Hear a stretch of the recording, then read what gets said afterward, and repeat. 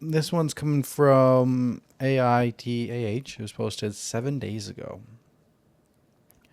Am I the asshole for saying I would divorce my wife in 4 years? Probably, What? but let's go. Me, 43 mate. Me, 43 male. And my wife, 45 female. We're having some drinks outside the other day and we were having a good time. She said, I wish I brought my cigarettes. And I pulled them out of my pocket, as I had anticipated that she would want to smoke. She said, wow, how did you know? I said, I can see the future, especially when you're drinking. She said, can you see our relationship future? I said, of course. So she asked me, will we still be together or will we be divorced? I said, probably divorced. And she said, when? I said, I'll probably be tired of Peter's shit in about 4 years and have to bounce. Peter is my wife's son from a previous marriage. He is 24 years old. Me and my wife have been together for 21 years. I have raised this boy as my own, and he has called me dad since he was 5. We have a great relationship. Never had the "you're not my real dad" fight. We are good. However, I feel like my wife coddles him, and he is failing to launch, so to speak. He is in uni, but has never had a job. His social circle is like 5 people that he is constantly online with. He very rarely leaves the house, or even his room for that matter. My wife has to remind him to shower daily, and she has to wake him up every day. He will not wake up to an alarm, mainly because he is usually up until 6 or 7 a.m. playing online games. Now, overall, he's not a bad kid. He doesn't drink, smoke, or do drugs. He is not an incel. He doesn't listen to Andrew Tate. He's just kind of a nerdy shut-in. My wife is happy to have him live at home forever. I am not. I'm very worried for him. He cannot drive, does not want to learn. He is comfortable in his life and sees no reason to grow. I stress the fact that he is an adult now, and I've stressed the fact that he is an adult now to my wife many times, but he will always be her baby. Honestly, it's killing me to watch her enable him. Every time I try to encourage him to get a part-time job or get out of the house, she tells me off and asks me to leave him alone. I feel like a failure as a parent, but she is happy if he is staying out of trouble. He could do so much more though. He is very bright. I will say to her, what if we died tomorrow? What would happen to him? He would have a lot of growing up to do quickly. Maybe we should push him a little bit now, but she won't hear it. Anyway, she lost her shit on me. How could you divorce me because of Peter? He will be fine. Everyone develops at different speeds, etc. I get it. I know. I think she also feels like we failed him by over providing and she doesn't want to hear it. But guys, I can't sit around forever if this is the trajectory. I pray he snaps out of it, finishes uni, gets a job, and grows up. But if not, I can't see myself supporting him and her forever. I feel like leaving might actually be good for both of them. I contribute 80% to the household finances. She works part-time. Anyway, I don't really think it'll come to that. I have faith in the kid. I was just 50-50 joking and serious with my 4-year timeline. 4 years is a long time, right? The fact that she was upset is upsetting to me. Does she think he'll be doing the exact same stuff from 4 years from now?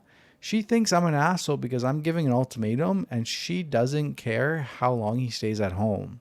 So, am I the asshole here? I'm so confused how this escalated. Like, what? At first I thought he was joking, but then he started going into all the details, like why he actually thinks they're going to divorce.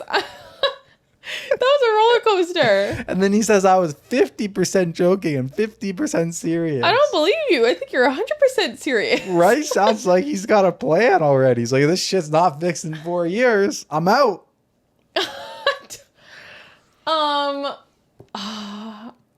I feel like, yeah, you're an asshole for saying that.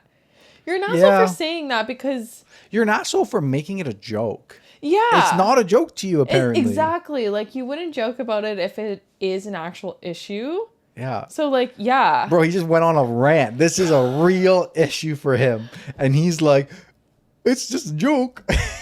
Bro, how did that even escalate from like, oh my god, thanks for getting my smokes, Yeah. to we're gonna divorce in 4 years because of your lazy son. She said, can you see the relationship of our future? No, I know. Our future's relationship? But still. And he's probably had this on his mind for like a while Okay, now. you don't say and that. He's like, this is my time. This is my moment. I'm going to time. lay down the best joke ever. No, not a good joke, bro. No, I don't think that was an appropriate time to say that at all. No. If this is a serious topic that's like bothering you, you need to like sit down and have a serious conversation about it, not like slip it in there and like pretend, oh, I'm joking, but you're not. Right? That's kind of immature to me. Like, I don't know. Just talk about it. Yeah, bro, you're the asshole. Yeah. You're not an asshole for feeling the way that you feel. No, I think that's fair. You're an asshole because you thought that was a joke. Yeah. Yeah, exactly. Like, yeah, I would also be really annoyed if like an adult. 24. 24! That's a year younger than me. That's your age. No, that's a Ish. year younger than me. Oh, man. That's crazy. Imagine you're still at home. No. I can't imagine that.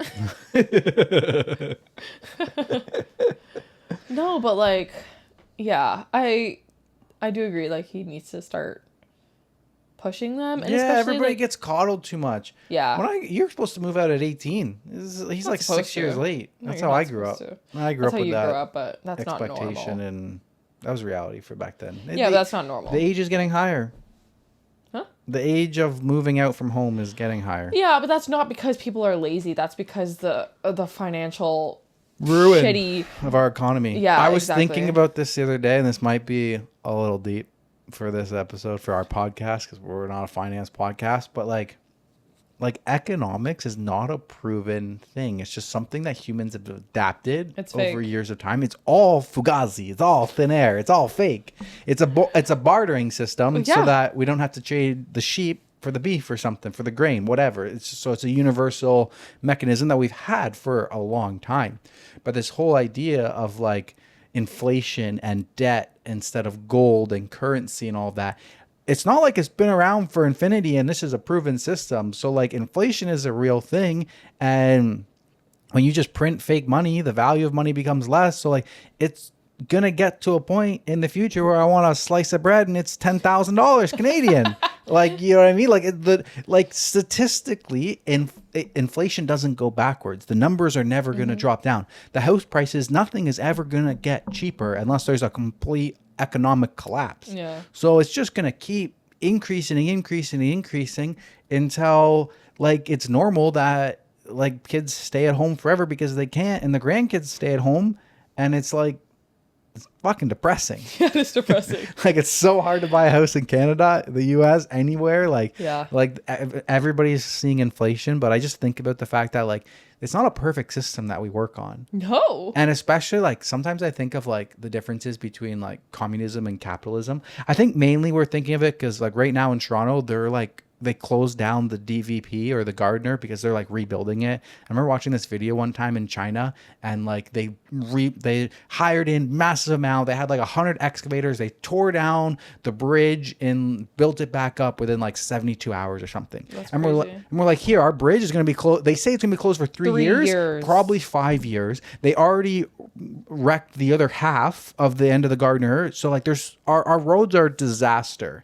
And I'm like, that's the difference, because China is like, government's okay, this is what we're doing, that's it. In ours, it's capitalism. People need to make a bid. People need to make money. You know, it's like, you know, there's lots of contracts that get handed out by the city, and everybody's got to pad their pockets along the time. And we end up with shit infrastructure that falls apart because people want to get paid to put it back together again. Mm-hmm. But we have a lot more freedoms. Like, there's no perfect system. I was going to say, like China there's is a like, trade-off. yeah, there's absolutely a trade-off. And I'm not saying one's right and one's wrong. I'm just saying it's like, interesting on different aspects. Yeah. Like there's a lot of shit things in China, and I'm not trying to say China's great. I'm not at all. It's interesting to look at the different systems, and we have capitalism, and we have freedom, but then certain things where it's like you have to make bids and people have to make money and all of these things, and like everything takes so long to get done, where it seems like other people are living in the future. But then it just brings you back to, I'm like, inflation. I'm like, what's it going to look like in 100 years when like $1 is nothing? Because it's not a proven system, and inflation is always going to keep happening. So eventually, I don't know. We won't be alive. Maybe we will. Well, I mean, everything is going to increase slightly, pushing but our canes along, living in a retirement system. We just see just the buildings collapsing over there. We're like, oh, there it is, the economic collapse. Boom.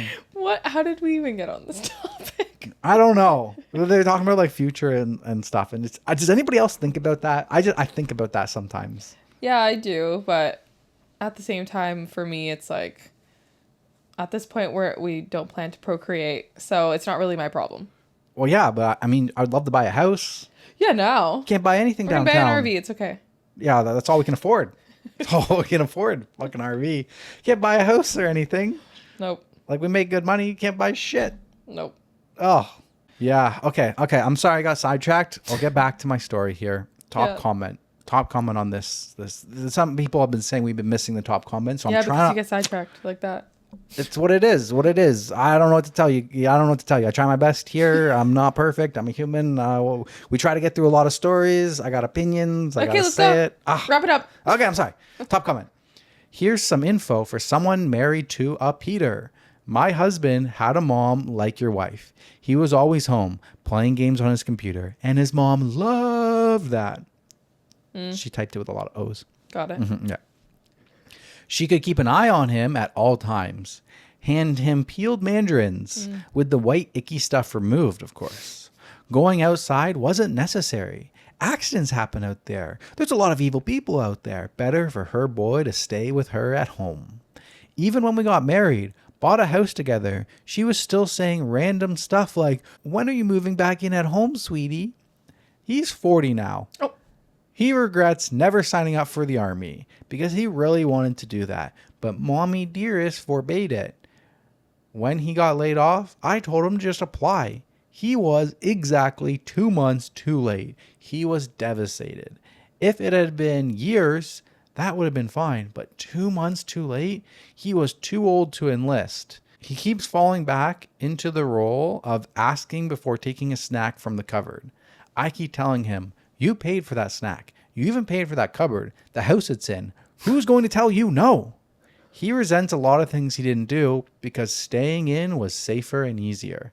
Seriously, just have a bonding moment and plan a father/son trip where you go camping. He has to figure it all out with you. He might get hooked on making stuff happen himself and being his own master and commander. Yeah. Yeah, I would say on that, like you don't necessarily need to be the hard parent of like kicking him out or, anything like that. Like you can do some soft stuff, take him in some camping, trying to get him to plan a trip, trying to take him some leave. Like, yeah. Make it feel like it's his decision to want to grow up and leave and stuff. Exactly. Show him the benefits of other things in life. That's a great approach. Yeah. Never thought of that. Yeah. Exactly. Yeah. Buy some wood, build something, build a cabinet. I don't know. Build a cabinet.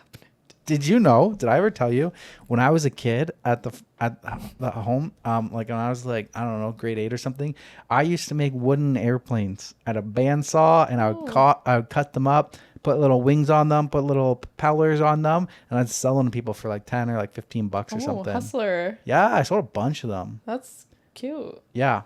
And I used to sell hot chocolate in the winter and popsicles in the summer. I know. To anybody that came to the farm. Yeah. But the paper airplanes, or no, the wooden airplanes.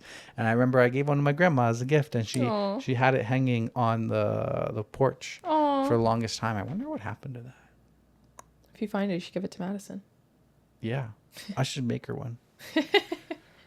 Luke's got a lot of stuff at the farm, at the shop. I could do some wood stuff. I'm crafty. Totally. I built my nightstand made out of wood in high school. Yeah. I like to build things. I'm a builder. Does anybody else just like look at something and you're like, I could do that.